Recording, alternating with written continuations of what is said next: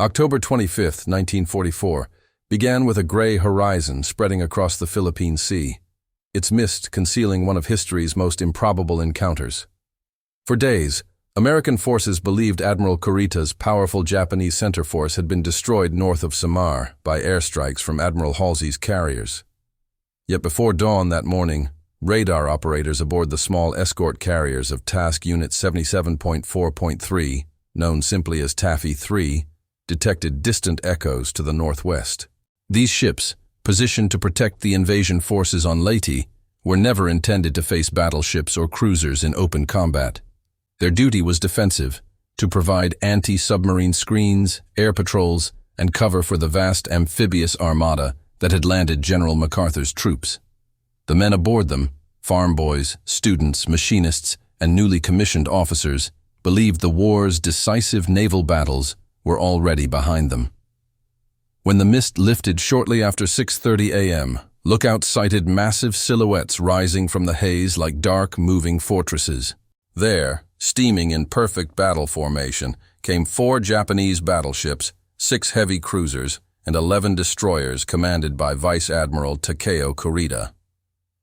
Among them loomed Yamato, the largest battleship ever constructed, mounting 9 18-inch guns capable of shattering steel from 20 miles away. Against this, Armada stood 7 American escorts, 3 destroyers, and 4 destroyer escorts, guarding 6 slow escort carriers, known derisively as jeep carriers. Their hulls were thin as boilerplate, their guns light, their torpedoes few, and their armor virtually non-existent against such overwhelming power. The sailors called their own ships tin cans, joking that a single well-aimed shell could rip through from bow to stern. Commander Clifton Sprague, commanding Taffy 3 from USS Fanshawe Bay, at first could not believe the reports flooding across his radio circuits. He demanded confirmation again and again, thinking it impossible that Japan's main fleet could appear where none was expected. Yet soon, great waterspouts erupted nearby as the first salvos fell short, geysers of smoke and steel rising from the sea. Each shell's concussion reminded the Americans how frail their vessels truly were, how unprepared they were for such a confrontation. Within minutes, Taffy 3 scrambled to launch every available aircraft, even those fitted only with depth charges or machine guns. Pilots took off into the growing dawn, armed with desperation more than ordnance, while destroyer captains ordered smoke screens to obscure visibility. Through the chaos of flashing lights and rising steam, the realization spread that retreat meant annihilation, while resistance promised uncertain survival. In that moment, the smallest ships in the Pacific prepared to face the largest fleet Japan had ever sent to sea. History was about to witness courage measured not in tonnage or armor, but in the unyielding spirit of ordinary men. The destroyers and destroyer escorts of Taffy 3 were never engineered to battle capital ships. They were guardians of vulnerability itself. Each vessel displaced barely 2,000 tons, their hulls thinly plated, their decks cramped, their machinery trembling under high-speed turns through restless seas. They were weapons of necessity, designed not for glory but for protection, assigned to escort convoys, repel submarines, and defend the carrier's fragile flight decks. Their crews knew their limitations intimately, every man aware that his ship's armor could barely stop machine gun fire, much less naval artillery. The USS Johnston, commanded by Commander Ernest Evans, exemplified this paradox, a small destroyer with the heart of a battleship and crew to match. Alongside her sailed USS Howell and USS Heermann, the only other full-size destroyers in the group, each carrying 5-inch guns and 10 torpedoes. 4 smaller destroyer escorts, Samuel B. Roberts, Raymond Dennis, and John C. Butler, formed the second line, slower and lighter but equally determined. They lacked torpedo tubes altogether, relying solely on their single 5-inch guns and depth charges meant for submarines rather than armored giants.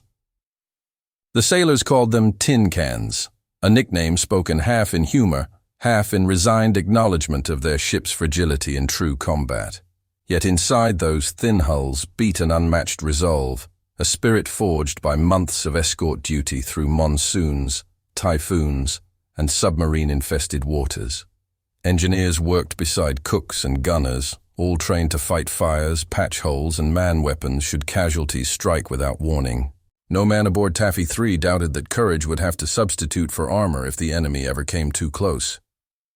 When the Japanese fleet appeared on the morning horizon, these lightly armed ships instantly became the only shield between Yamato and the transports. Their 5-inch guns, firing high explosive shells, could barely scratch cruiser plating, yet the crews rehearsed every drill with unwavering precision. Each gun captain, from bow to stern, knew his firing sequence by heart, counting seconds as shells crashed into the encroaching waves. Above them, gunners watched tracer arcs from Japanese cruisers streak across the sky like molten spears cutting through smoke and haze. Still, no one abandoned post. Orders were shouted through flooded compartments, and the engines roared defiantly against the thunder of distant guns.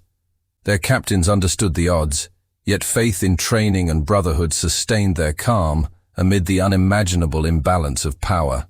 These tin cans, fragile in form but indestructible in spirit, would soon transform from escorts into warriors written forever into naval legend. In their defiance lay a revelation that courage, when absolute, could turn frailty into the deadliest weapon ever carried to sea. By October 1944, the Empire of Japan stood on the edge of strategic collapse, its navy shattered, its air power crippled, its homeland threatened. Yet in desperation, the Imperial Japanese Navy launched Operation Shogo, a last attempt to repel the American invasion of the Philippines and restore initiative. The plan was complex, involving 3 separate strike forces converging on Leyte Gulf to annihilate General MacArthur's beachhead and the American landing fleet. Admiral Takeo Kurita's center force would spearhead this assault through the San Bernardino Strait, its mission to fall upon the lightly defended escort carriers. Though battered at Sibuyan Sea the previous day by carrier aircraft, Kurita's fleet still possessed unmatched firepower, including the world's most formidable battleship. At the heart of the formation steamed Yamato, a floating fortress of 70,000 tons, carrying 9 18-inch guns capable of obliterating anything afloat. Her armor belt measured over 16 inches thick, her gun turrets the size of small destroyers, her very presence an embodiment of Japan's naval pride. Alongside her sailed Nagato, once Admiral Yamamoto's flagship at Pearl Harbor, and the battleships Kongo and Haruna, veterans of earlier Pacific engagements. 6 heavy cruisers, Chikuma, Tone, Suzuya, Chokai, Haguro, and Kumano, formed a lethal vanguard, their long-range guns and torpedoes ideal for surface annihilation. Escorting them were 11 destroyers, swift and disciplined, prepared to deliver devastating night attacks or finish crippled enemies with relentless precision. Kurita himself was a seasoned officer, neither reckless nor timid, carrying the burden of an empire's final hope on his shoulders that morning. He believed that if his ships could break through American screens and reach the invasion anchorage, the result might alter the war's entire direction. Japanese intelligence underestimated the Americans, assuming only weak escort forces guarded Leyte Gulf, while the main carrier groups pursued decoys to the north. The truth was cruelly ironic. Taffy 3, the smallest formation in the American fleet, stood directly in Kurita's unsuspecting path to destiny. Unaware of this imbalance, Kurita ordered full speed through the mist, confident that fate had granted him one last opportunity for decisive victory. Yet shadows haunted his flagship's bridge, for the seas ahead concealed not cowards but men whose courage would soon defy reason itself. Every officer aboard Yamato expected an easy slaughter, imagining the day's outcome already sealed beneath the thunder of Imperial guns. But as the sun rose higher, the radar screens flickered with small blips, tiny signatures that seemed laughably insignificant against Japan's titanic armada. Those specks represented the tin cans, 7 frail ships about to challenge history's largest battleship with obsolete weapons and unwavering resolve. In that instant, the shadow of Yamato extended across the sea, soon to meet the brilliance of American defiance beyond imagination.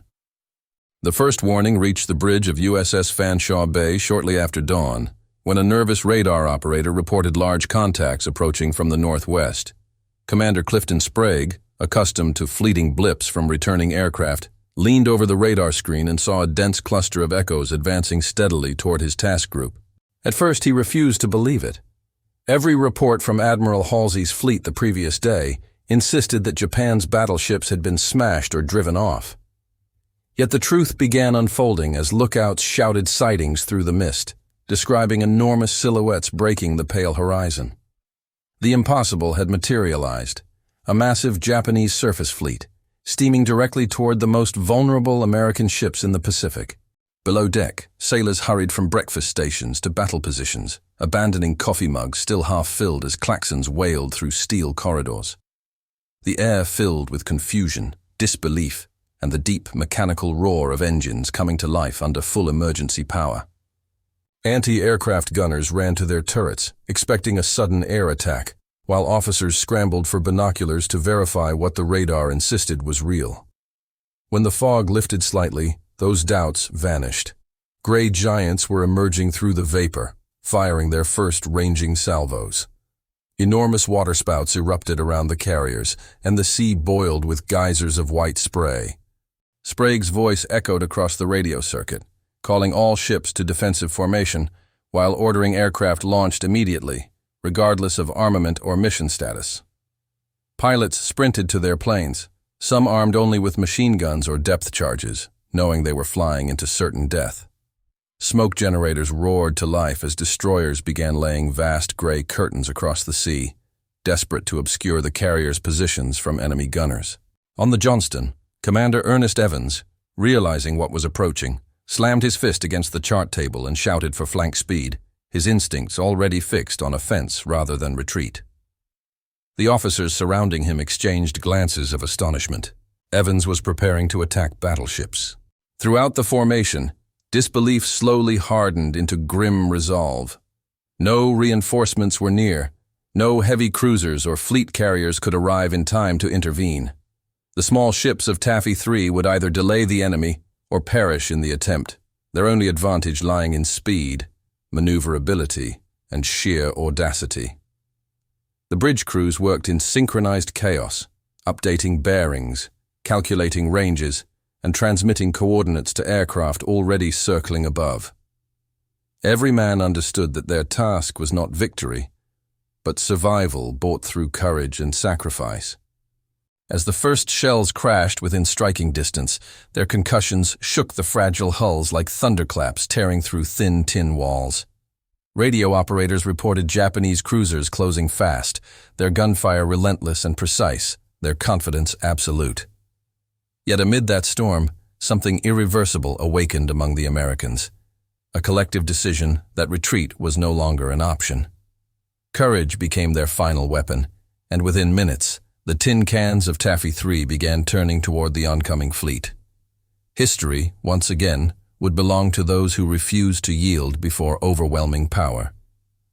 Commander Ernest E. Evans stood on the bridge of USS Johnston, a cigarette pressed between his lips, eyes fixed upon the distant flashes ahead. The sea around him churned with geysers as Japanese shells exploded closer with every salvo, their concussions hammering through the destroyer's thin plating. His crew waited for orders they scarcely dared imagine, yet Evans's decision was already made, driven not by calculation, but by defiant instinct. Full ahead, he ordered calmly, and the ship surged forward into the mist, her bow slicing through foam toward a fleet 10 times her strength. Within moments, the Johnston began what would become one of the most daring charges in naval history. Evans's crew, many still stunned by the sight of battleships on the horizon, scrambled to their stations, hands trembling as they loaded the torpedo tubes. The destroyer's 5-inch guns opened fire, their small shells streaking toward armored targets that seemed immune to anything less than divine intervention. On the radar screen, the blips of enemy ships multiplied. Yamato, Congo, and Haruna, advancing relentlessly through the haze. Yet Evans pressed on, weaving through waterspouts and shrapnel bursts, his voice steady as he relayed bearing changes to the helm. Each maneuver brought Johnston within torpedo range, a suicidal distance from guns large enough to obliterate her with a single hit. At 9,000 yards, Evans ordered the starboard tubes fired, 10 torpedoes racing beneath the waves toward the approaching cruisers.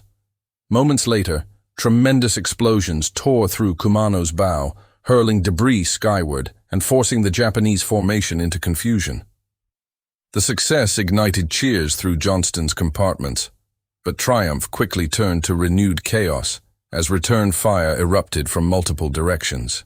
Heavy shells slammed into her hull, destroying the bridge communication system, shattering gun mounts, and killing dozens. Yet Evans refused to withdraw. With blood streaming from a facial wound, he shifted to manual control from the open bridge, continuing to direct fire by voice. His audacity shocked even his crew, who watched in disbelief as their commander charged back toward the enemy line after his first pass. Johnston, battered and burning, now attacked Chikuma, raking the cruiser's superstructure with rapid 5-inch salvos that knocked out gun directors and forced evasive maneuvers. The destroyer weaved between geysers and falling steel, her engines laboring under full throttle, her decks slick with oil and blood. Every man aboard understood that they were buying time for the carriers to escape, fighting for survival rather than glory. Even as ammunition dwindled and communications failed, the gunners kept firing, their hands blistered and ears ringing from continuous blasts. When Evans finally ordered a turn away, Johnston was nearly crippled, her speed reduced, her decks aflame, yet her defiance unbroken. He looked across the water toward the enemy fleet, knowing he had inflicted chaos and hesitation upon Japan's mightiest armada. His ship, a mere tin can, had charged battleships and survived, if only briefly, through courage so absolute it transcended reason. The first charge of USS Johnston became legend, not because it succeeded tactically, but because it proved that human valor could confront impossible odds and make history pause in reverent disbelief. The moment Commander Evans's Johnston vanished into the haze of her own gunfire, the rest of Taffy 3 followed instinctively into battle. Commander Clifton Sprague, orchestrating the defense from USS Fanshawe Bay, issued rapid orders for evasive maneuvers, smoke deployment, and continuous air operations. The carriers began zigzagging at flank speed, their decks trembling beneath the weight of desperate launches as every available aircraft roared into the gray morning sky. Pilots, many unarmed or carrying only practice bombs, received curt instructions to "do what you can," a phrase that became the formation's defiant creed. Behind them, destroyers and escorts laid thick curtains of smoke that spread across the sea like rolling fog, obscuring the carriers from enemy optics. Through that man-made mist, chaos ruled the water's surface. Japanese shells screamed overhead, their thunderous detonations throwing geysers high enough to blot the sun. The small American ships darted through these fountains of destruction, using the smoke to mask their positions, firing whenever an enemy silhouette appeared between drifting veils. USS Hole and USS Heermann raced toward the advancing cruisers, each launching torpedoes under conditions so violent that their decks were awash with spray and shrapnel.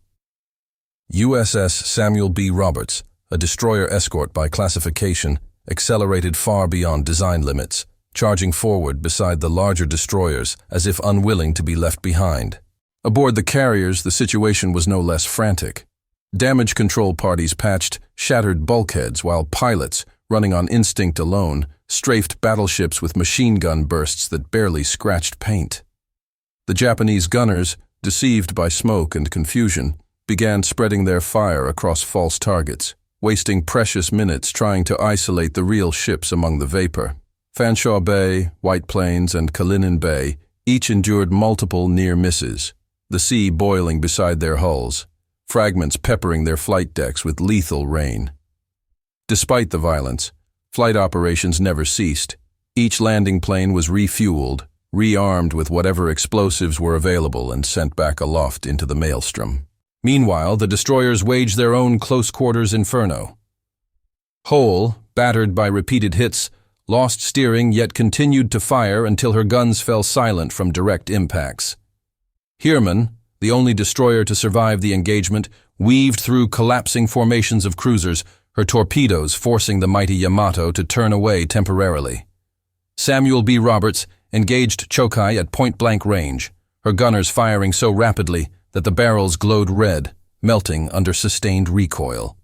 Each ship, outnumbered and outgunned, became a moving fortress of defiance, holding the line through improvisation and absolute discipline. By late morning, the sea between Taffy 3 and the Japanese fleet was a boiling cauldron of smoke, fire, and floating wreckage. The air smelled of cordite, oil, and burning paint, mingled with the acrid stench of death.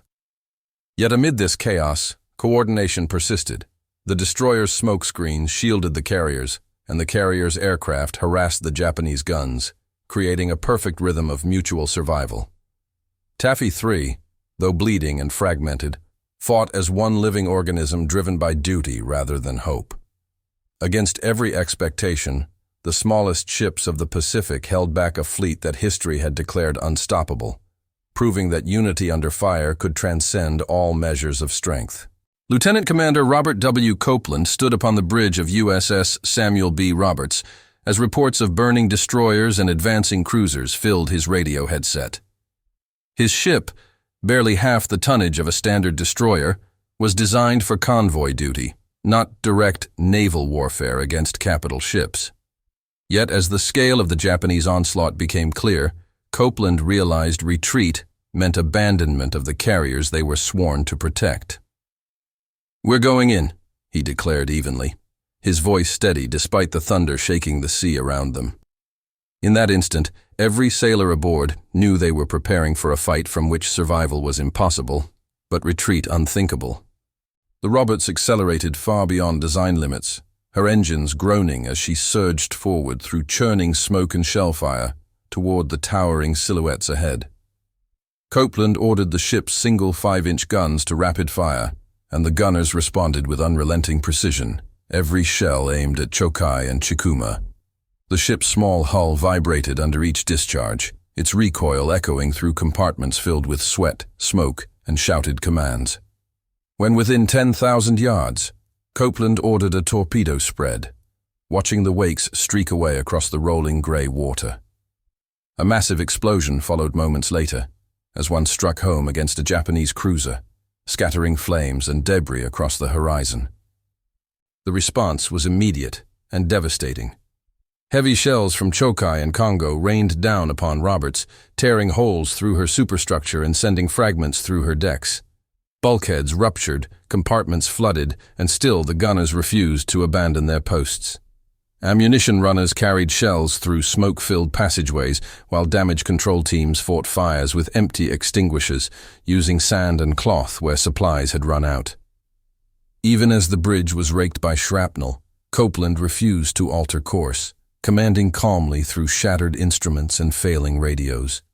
His ship now engaged at ranges closer than 3 miles, trading blows with vessels weighing 30 times her mass. For 35 minutes, Samuel B. Roberts fought with ferocity beyond belief, firing over 600 rounds and hitting multiple Japanese ships. Observers from other destroyers later described her as a destroyer escort that fought like a battleship, a phrase born of awe and disbelief. Her 5-inch gun crews maintained a rate of fire unmatched by any ship that day, their bare hands blistered from scorching shell casings. When a direct hit disabled her engines, she drifted helplessly amid a sea of exploding shells, yet continued firing until the last mount fell silent. The Japanese, believing they faced a much larger warship, turned their attention elsewhere, granting precious time for the carriers to flee. When Copeland finally gave the order to abandon ship, Samuel B. Roberts was sinking stern first, her decks awash, her colors still flying defiantly against the smoke-stained sky. He walked through the wreckage with quiet composure, assuring wounded sailors that their sacrifice had not been in vain. Many clung to debris for hours before rescue arrived, their courage immortalized in the stillness that followed the storm. In that brief span of battle, Copeland and his men proved that valor was not measured by tonnage or firepower, but by the refusal to surrender when all reason demanded it. Their final stand turned a humble escort into a legend of unbreakable defiance upon the sea. Amid the swirling chaos of the Battle off Samar, USS Herman became the last surviving destroyer still maneuvering under her own power. Her decks were scorched, her hull punctured by shrapnel, yet she pressed on through the smoke-filled waters, firing continuously at the overwhelming Japanese formation. Lieutenant Commander Amos Hathaway steered the battered ship toward the cruisers Tone and Haguro, determined to divert their fire away from the crippled escort carriers retreating to the east. Below the main deck, in the aft gun mount, a young gunner's mate named Paul Henry Carr led his crew through an inferno that no training could have prepared them for. His weapon, a 5-inch Mark 12 gun, had already fired more rounds than its barrel was rated to handle, glowing orange beneath drifting clouds of cordite. Carr, 20 years old and recently promoted, barked orders through the smoke as his men loaded shell after shell, their movements mechanical, practiced, and desperate. The heat was unbearable, the air thick with fumes that stung the lungs and blurred vision. Yet no one faltered. Each shell rammed home was one more act of defiance, one more heartbeat of resistance against a fleet that should have crushed them instantly. Outside, the Heermann weaved through falling fire, shells whistling overhead, explosions erupting so close that seawater cascaded through open hatches. The entire ship shuddered with every impact, and still the gunners below continued, the rhythm of their labor, the heartbeat of survival. At approximately 0940 hours, a massive Japanese shell detonated near the aft gun position, ripping through the compartment and killing or wounding most of Carr's crew. The blast blew open the mount's steel plating, filling the space with smoke, fire, and fragments of twisted metal. Carr, mortally wounded by shrapnel, was thrown against the bulkhead, yet when shipmates reached him moments later, he was attempting the impossible, trying to load one final shell into the smoking breach. His hands, burned and trembling, could barely grasp the shell casing, but he refused to stop. Witnesses later recalled him collapsing beside the gun, his final effort unfinished, the last shell resting where his courage had carried it. Above deck, Heermann's surviving batteries continued firing, her guns engaging targets on both sides as she threaded between shell splashes from Yamato and Congo. The destroyer, bleeding oil and fire, managed to launch her remaining torpedoes, forcing the massive battleships to alter course once again. It was a maneuver born not from strength, but from the illusion of aggression, an act that bluffed Japan's most powerful fleet into retreating from phantom threats.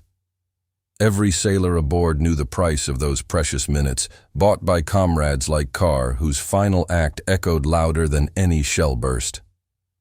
When the smoke finally cleared and the sea fell silent, Heermann limped away, the only destroyer of Taffy 3 to survive the battle.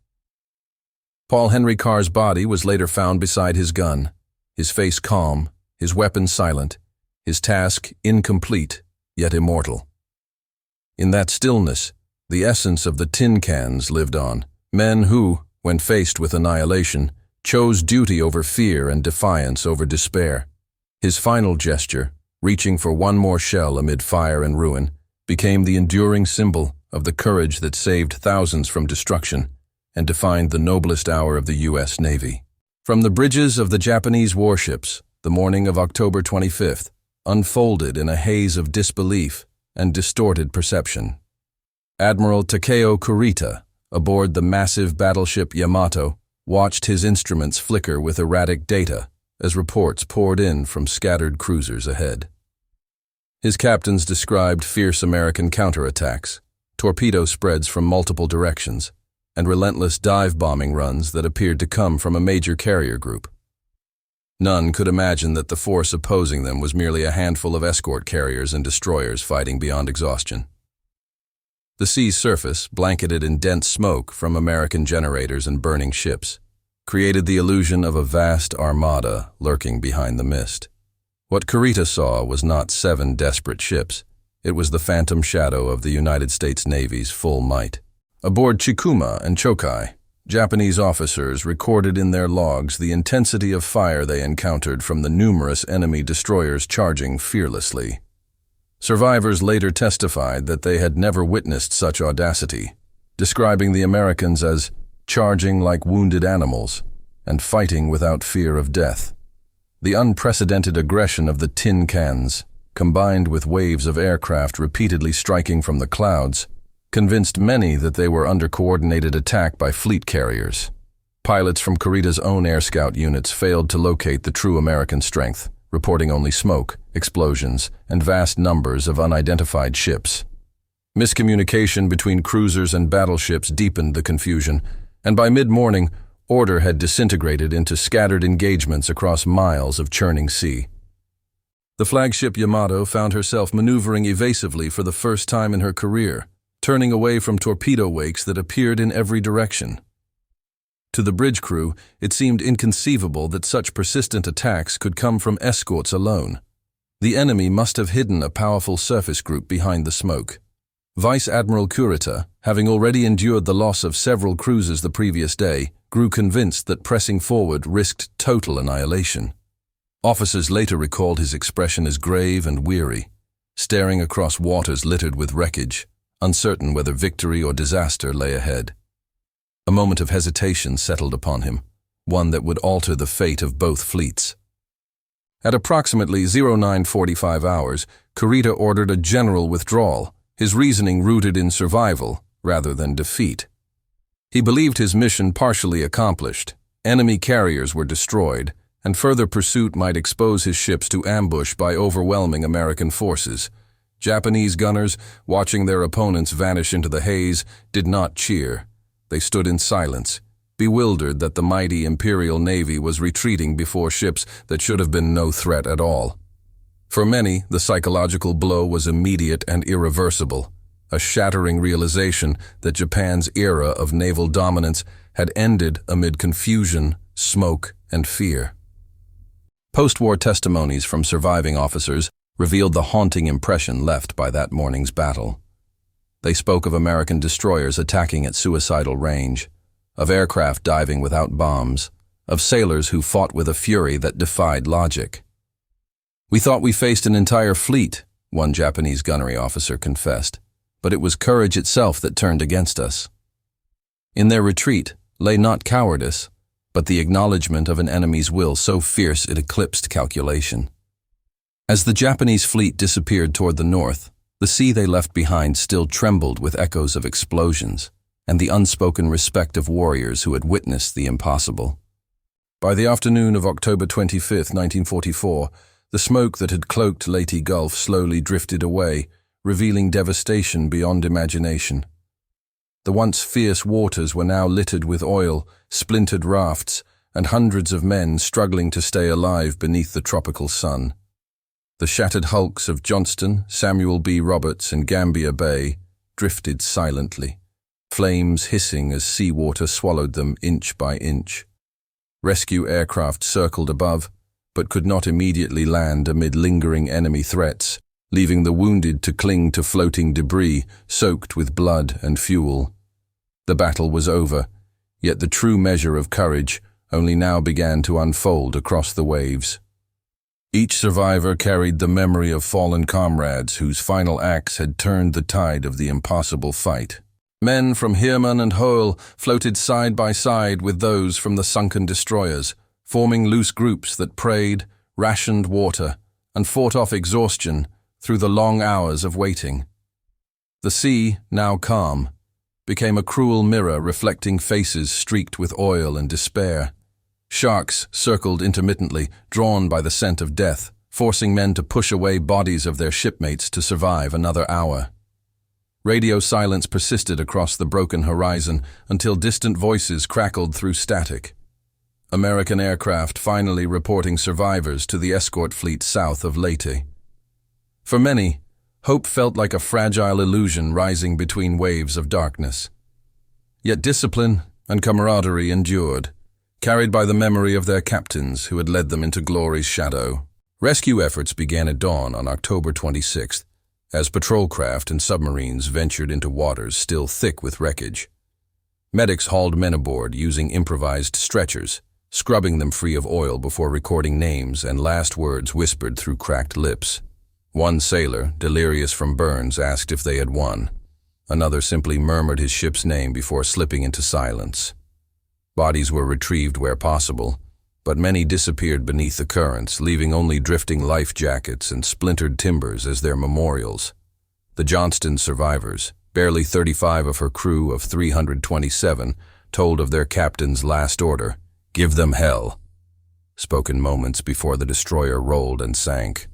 When the news reached the fleet anchorage at Leyte, even hardened officers wept at the scale of sacrifice that had bought their safety.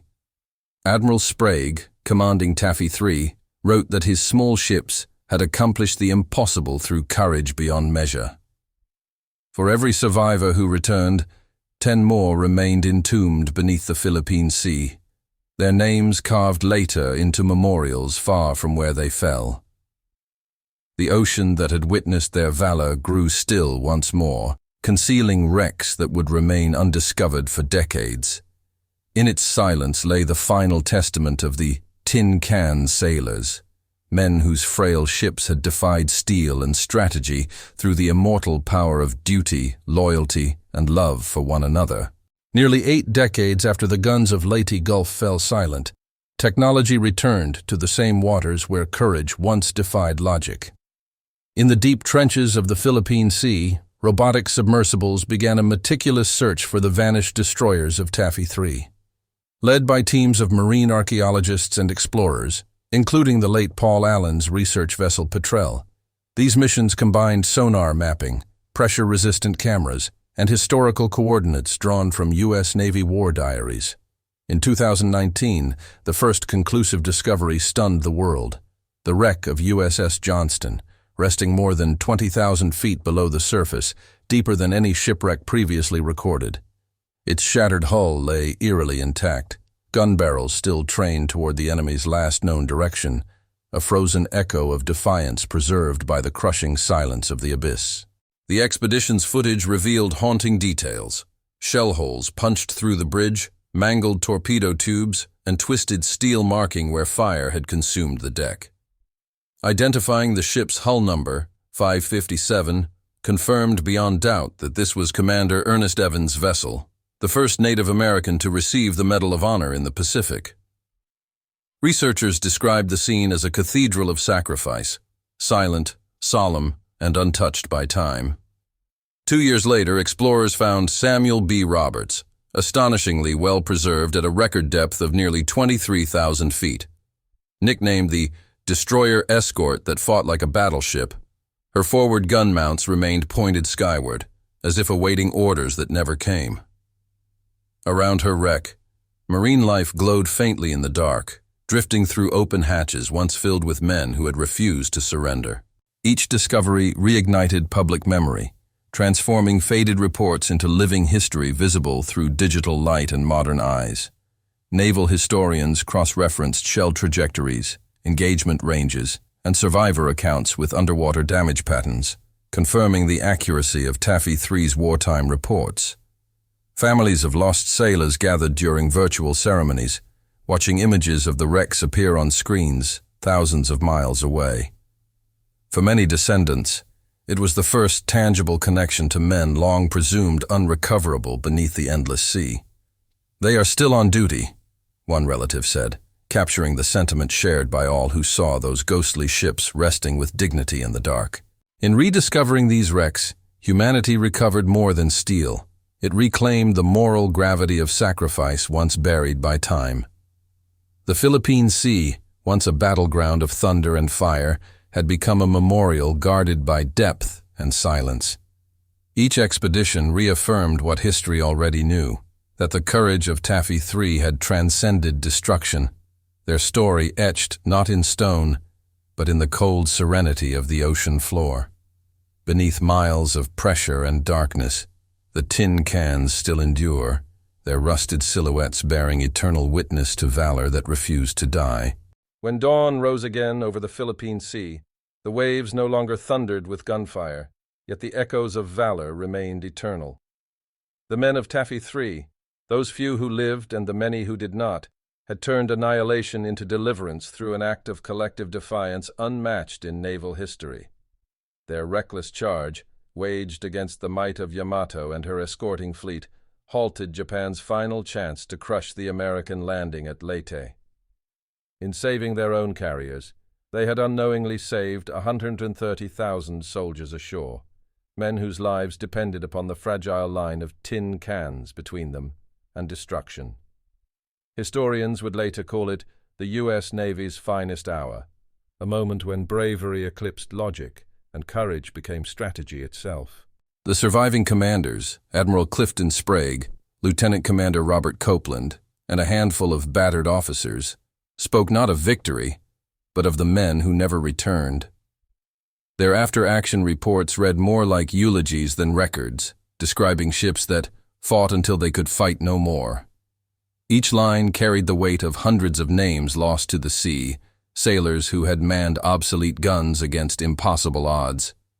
From those sunken decks rose a lesson that defied every rule of warfare, that morale, will, and duty could rewrite destiny even when steel and fire dictated otherwise. It was not machinery that triumphed at Samar, it was humanity itself. In the decades that followed, memorials rose quietly across America. Granite walls etched with ship names, plaques beside rusted anchors, and simple markers in hometown cemeteries. Veterans of Taffy 3 gathered each year beneath the stars, their voices trembling as they recounted the charge of Johnston, the last shells of Herman, and the dying effort of Paul Henry Carr on his blood-soaked deck. Their eyes, aged but unbroken, reflected pride without arrogance, an understanding that courage is not the absence of fear, but the decision to act despite it. Children and grandchildren listened, discovering that history's greatest strength was not power, but sacrifice. Through every story told, the memory of those ships continued to sail, not through oceans, but through generations. Today, the name Taffy 3 stands as both legend and lesson, an immortal reminder that courage can emerge from weakness when conviction refuses to yield. Beneath the Philippine waters, their wrecks rest in peace, guarded by the same silence that once hid their defiance. Above, in classrooms, museums, and whispered prayers, their spirit endures, a testament to sailors who turned frailty into fire, fear into faith, and chaos into salvation. The day the tin cans saved 130,000 men became more than history. It became proof that ordinary people, standing together, can forever redefine what courage truly means.